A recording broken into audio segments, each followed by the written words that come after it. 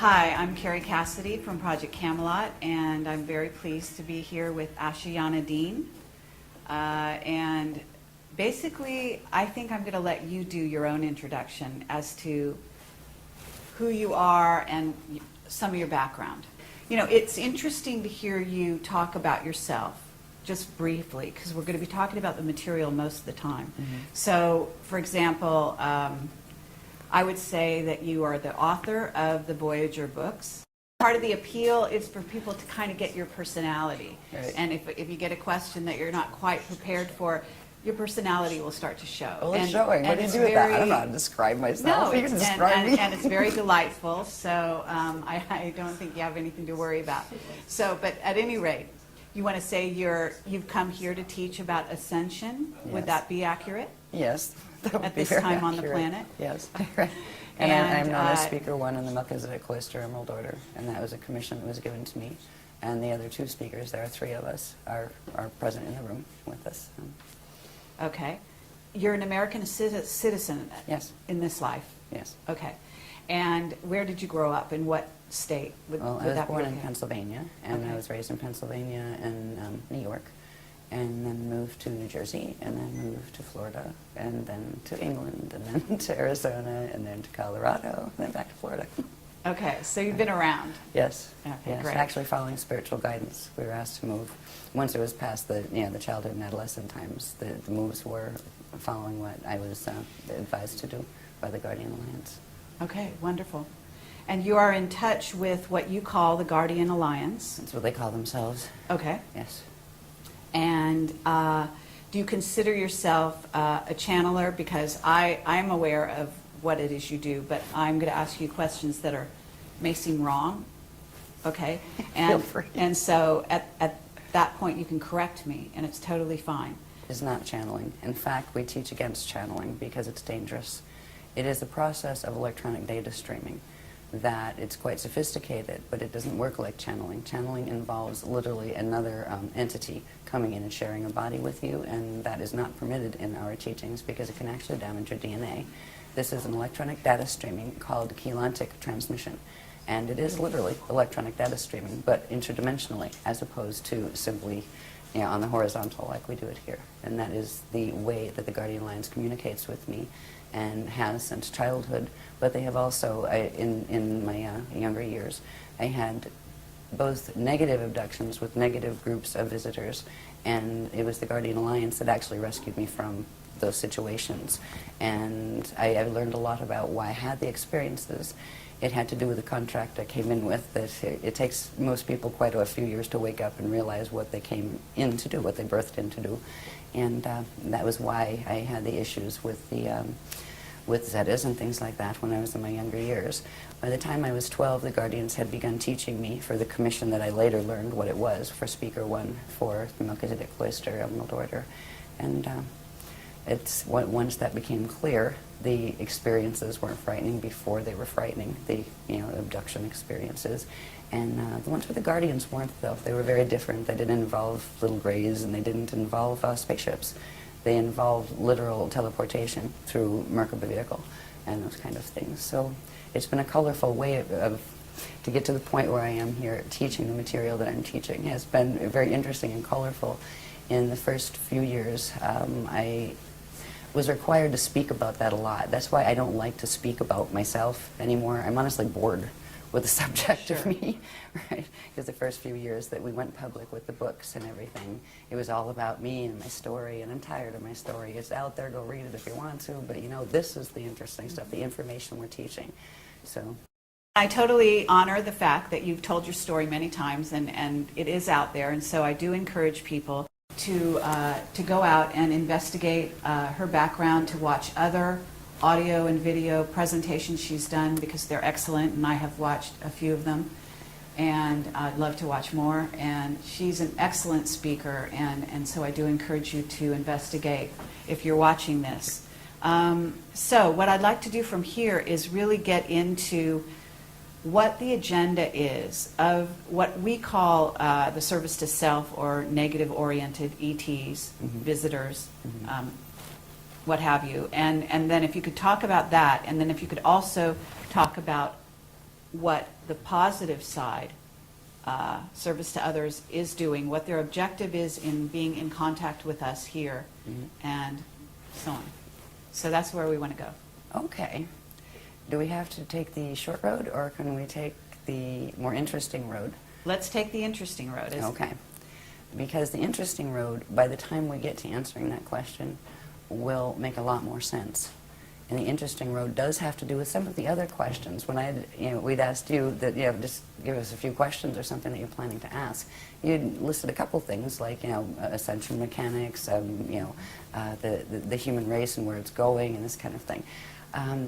There is a way to explain this. We've been working for 10 years, every workshop. This is our 84th coming up. And every one is new information. It's the next level of information. So the Guardian Alliance has been providing us with progressively growing teachings since the Voyagers books were out. Very, very technical teachings on ascension, on stargates, on understanding planetary stargates, galactic stargates, universal stargates, how they all work, what the process of ascension is, all of this thing. In understanding some of those things, like what is a stargate anyway, what is ascension anyway, right? In understanding some of those, it brings us to the point of where we actually are now on the planet, which explains what is going on with the visitors. It explains what their agenda is, why they're doing what they're doing, and what we can do about it, because there is a negative and positive side to this. But the picture is much bigger than most people realize. Even people in the UFO movement and people in the New Age movement, they have pieces of the story. When I found out what this story was as it progressed, because I had my cellular memory turned on for a while, I had incarnational memory since I was very small, so it was not new to me. But when the Guardians revealed progressively the scope of this drama, I was horrified at first, honestly. I was terrified, and moved past that to the point of realizing, wow, I mean, it is so tiny, the little dramas that we're worrying about here. This is much, much bigger. And the reason the information is important now, and for 10 years we hardly did any media at all. We didn't do interviews. We had a couple little interviews, and we turned down a lot of radio interviews and that kind of thing, because we wanted to kind of just fly under the radar and do our things. We do our workshops. People come to our workshops. We didn't heavily advertise them. The reason why we're coming out and speaking now is because the Guardian Alliance has asked us to. They are on now what is called Official Disclosure Protocol, because of things that are occurring. 2012 is very important, and so are the periods right after it. To coin a phrase from Anderson Cooper's show, planet in peril. Yes, to put it mildly. So if I can explain some of the things that are taking place now in a certain, it's a sequence, and you're free to interrupt at any point. Okay. Right? But it will help get a little bit to the more full understanding of what are the visitors up to, what is their agenda, and where are we at with that situation. It'll also include the information you said, what about the stargates and what are the status of those? It will show where that is. Great. And it's like the quickest sequence you can do, right? This has been 10 years worth of work. Now we can look back and see what this is all about and see where it's going. So if you don't mind, I will put a couple charts up. The first thing I would like to do, if we're going to talk about what is happening on the planet now, it does involve ascension, and ascension does involve stargates, but what is ascension anyway? There's a quick way to explain this, and it has to do with graphs. And I use graphs because, seriously, pictures paint 1,000 words. If it hadn't been, and all of these graphs are literally transmitted from the Guardian Alliance, and I take them down by hand, and because I don't have computer art skills, so they've all been done in black and white form, and then thanks to a team of volunteers, they put a lot of work into putting them into computer, finishing, so they're decent, most of them are. You can tell the ones that are still the ones I did on a photocopier, with a photocopier. But this particular diagram, and also I will qualify these by saying, you're going to see diagrams that are there might have been 50 diagrams in that series explaining every piece of how that worked, what it is, the structure of it, and all of this. I'm just going to show certain diagrams that will show structure, because structure is important. Science here is getting into quantum physics and all of those things, and maybe there's dark matter and all these wonderful maybes. There is a whole order of these things. Yes, there's dark matter. Yes, quantum physics are real, but they have no idea the structures that are involved. This is not a haphazard cosmos or universe. Some of these things, if you're going to understand what ascension is, you need to understand what context it's happening in. And that's why the Guardians gave us the context in the first place. In the early days, they taught us about 15-dimensional physics. And that's not meaning there's only 15 dimensions. Dimensions run in sets of 15. And there are many, many, many different sets of 15-dimensional matrices that have a particular order that form galaxies, universes, cosmoses, plural. It is a multi-cosmos, not just a multiverse. Now, when you think of ascension and stargates that you ascend through, it implies there is an order of stargates within these greater structures. So I will show you this diagram Let me first. ask you where the diagrams came from. In other words, are you getting, you say you're getting this sort of a data stream electronically, and when you say that, I am assuming that you're visualizing, maybe you're getting a No, visualization. I just see them. Okay. Yeah. And then how do you transfer them onto the paper? How do you draw them? Really? Okay. I'm known as the whiteout queen. Because a lot of times they'll come down, like one diagram like this, that's all like, looks like a single thing. There'll Very be like intricate. 6 different images on it. Wow. And like 20 different layers. Okay. And I call it a pullback process, where the whole big thing comes down in one data stream that it might take me like 6 hours just focus completely on one, getting it all down. And that's even without the words and labels and arrows and stuff. That's just getting Okay. the shapes and structure. Then we'll pull them out, right? Where I'll make photocopies and white out that part, and then you got that one, white out this part, then you have that one, and you might have like a series of 10 of them out of the one that came in. So it's almost like what do they call those files where they condense everything? Zip file, yeah. So it comes in like a zip Okay, file, I hear and when you. it opens, there's a lot of heat involved actually. You can feel the DNA activation. It comes through, the chakras activate, and there's like this heat field around me when it's coming through. Or sometimes, depending on the line, because there's different lines, different ones, different levels of the Guardian Alliance communicate, from different places, and some of the lines come in cold, like shiver, some of them come in hot. Okay. So some of them carry the images, and that's where the images are coming from. And at this point, there are thousands of them. There are thousands of intricate diagrams that Fabulous. come Okay. in this Yeah, way. that's great. All right. This one, for instance, this is part of a huge series now, and this is a very simple one. As you'll see in some later ones, it grows. If we can think of this, I wanted to use this as a very simple way to explain what ascension is. Ascension is about evolution. It's actually about re-evolution. The Guardians refer to it as re-evolutionary determinism. Yes, there is a predetermined framework of creation within which creation occurs, but you have free will within that framework. And you start out as part of the whole. They refer to it as the God Source consciousness field. And from that place, you can enter into material experience that is all taking place within that God Source consciousness field. There is no place outside of God. All of this takes place within the body of the consciousness of God Source. They consider the structures in which and through which matter materializes and forms and identities individuate. They consider that part of the manifest body of God Source, and they're talking about the cosmoses being the manifest body. And there is a field of just pure cognition that is beyond that. It is eternal, it is always aware. Time as we know it in linear form is just not a reality there, but it's understood as an experiential quality within the framework of materialization. So in that context of understanding a little bit about how we look at God and the concept of God, yes, there is one. It's not some big father dude on with a big white beard that's going to send you to hell if you're bad, right? There is structure involved in this. Now we went through what is called Partakai creation, which takes it from the first unit of consciousness in the consciousness field of God that did something and went under certain changes. From those changes, that shape grew and literally created the spherical wheels within wheels, or spheres within spheres, that is the hidden structure behind all cosmic order, and even galactic order, planetary order, and your own body's order, and atoms' order. So this, if you think of it as just an example of a cosmos, all right, you have a center point, right, and you have a sphere. Where you see circles, they're actually spheres of energy.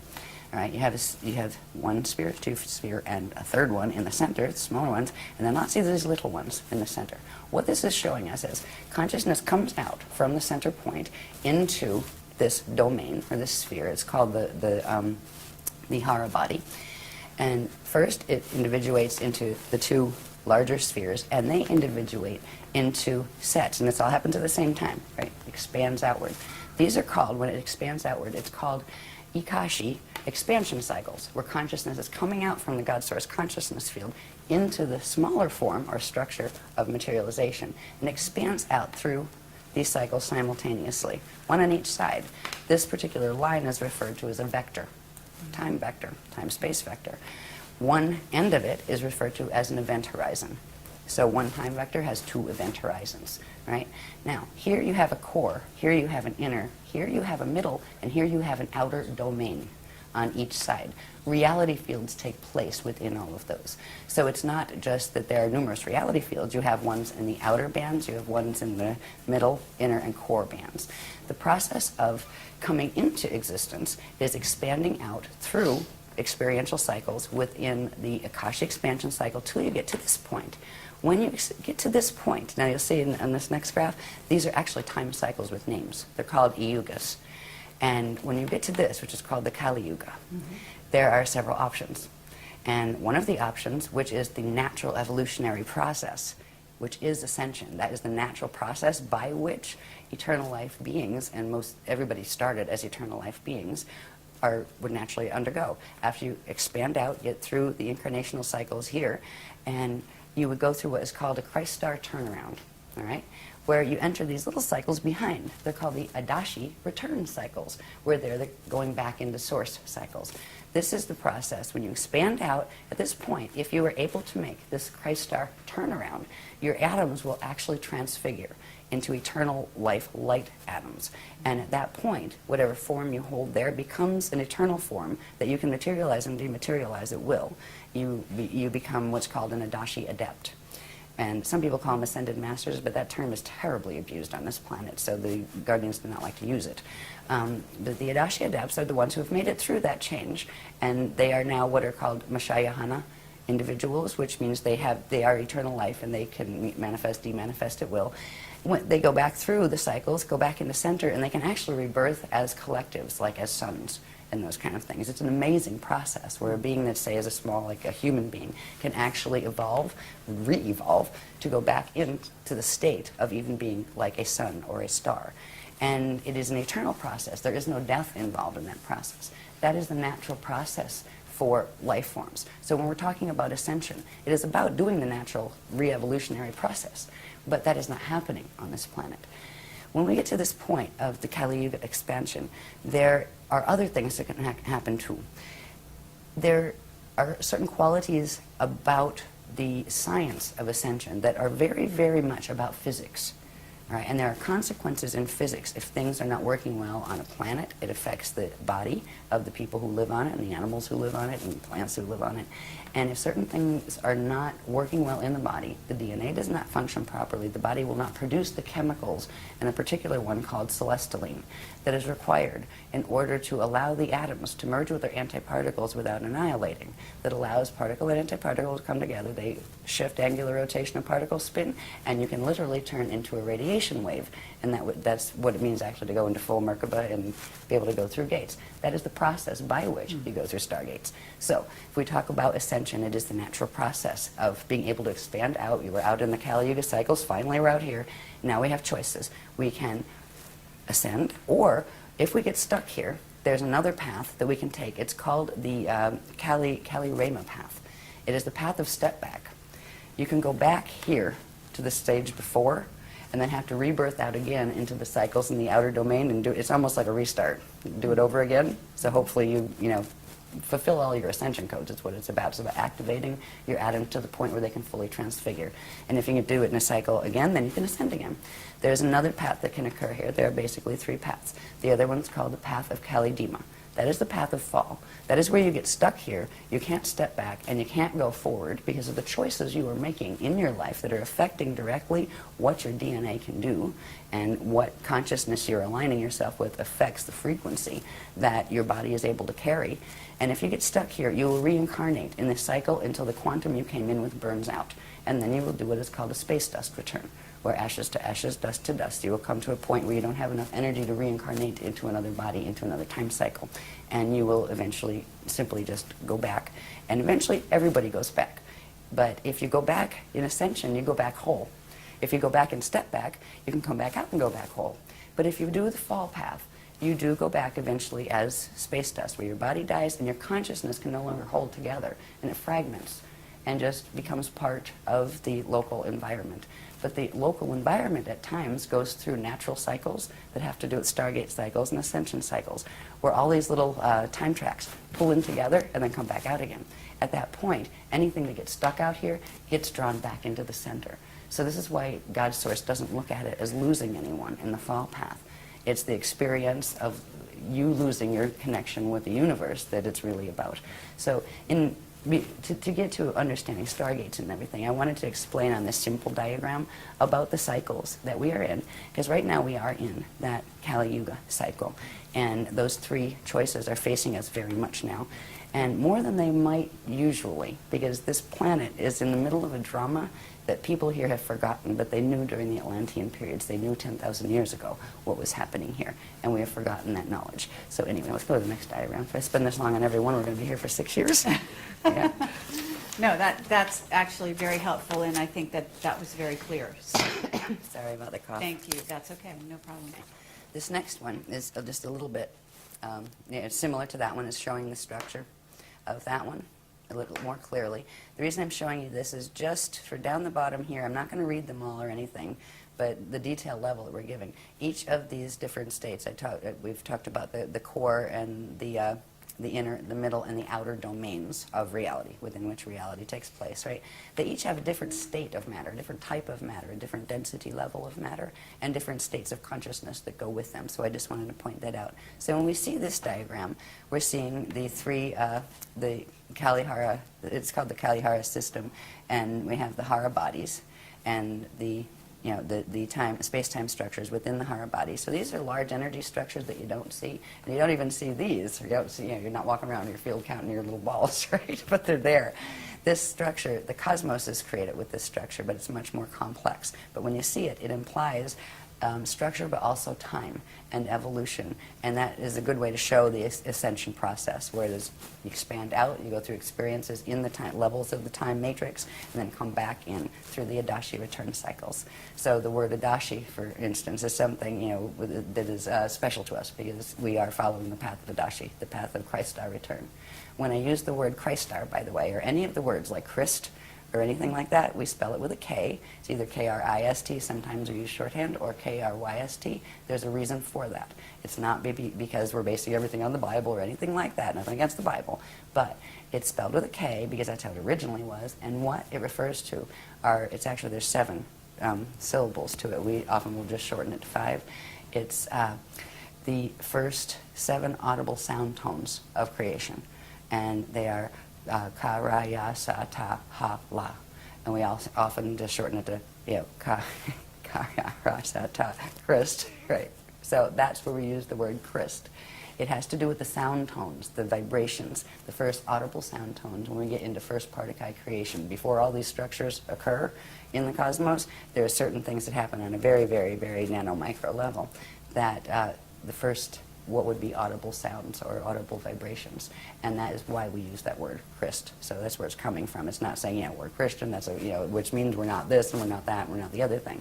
It's something that belongs to everyone, in every language. So anyway, that's just another version of showing the same structure. This is part of a much larger structure and has to do with stargates. So we'll go, because what the drama that's happening on the planet now with the visitors and all of that has to do with stargates. It has to do with ascension, but it has to do with stargates too, and who's fighting over them. So the next diagram, this is called the Illumeridana spirit body. And the reason I'm going to show you the spirit body structure, this is a diagram that has many purposes, but if you remember that last diagram, this one is a bit more detailed. It is still showing structure. this is a simplified, and each one of these pieces and flows and all of the different elements of this have been analyzed. There's like 100 graphs to this sequence. What it comes with is the structure that is referred to as the Ilumeridana spirit body, which is different than your light body structure, different than your atomic body. So yeah, it's part of that structure. The cosmos has this too. When you see these little petal things, these are actually flows of energy. Okay, nothing cosmic, right? Inside of this, you have those the Hara ball structures with the time cycles moving in and out of this. But if you notice here, there are 12 points on this. There are 12 petals. Each one of those would have a line running down it that comes out the other side, right? Each would be a vector line. So you're not just dealing with one vector where you have two event horizons. You're dealing with sets of 6 vectors that form 12 event horizons. And there's more than that too, but that's the ones you can see in this diagram. The spirit body structure is built on this particular structure. And these flows here, you have some of the outer flows that are called the lotus flows, those later ones in the pink. And then these little things that you can see part of, they actually go all the way down to the core, but then there's another layer of them here and another here. These are called the core flows, or the Navajo flows. The Navajo word has to do with a particular part of the creation cycle that is the first, where the Partakai units, which are the first units of consciousness that materialize, are actually born. It's a word that has to do with the Navajo cycles. So these are called the Navajo core flows. This has to do with stargates. All right, the next one will show you these stargates. Now, if you take the circle away and the ball structures away, and just look at the flows here, again, we have those outer petals, we call them the lotus petals. We call this the living lotus. Okay. All right, and these are the natural core flows of an eternal life creation, which means energy flows out, but it also turns around and comes back. It just doesn't flow out and expand until it destroys itself and burns itself out. That's what science is watching happening to this universe, because it's not functioning normally in our local galaxy. Anyway, stargates.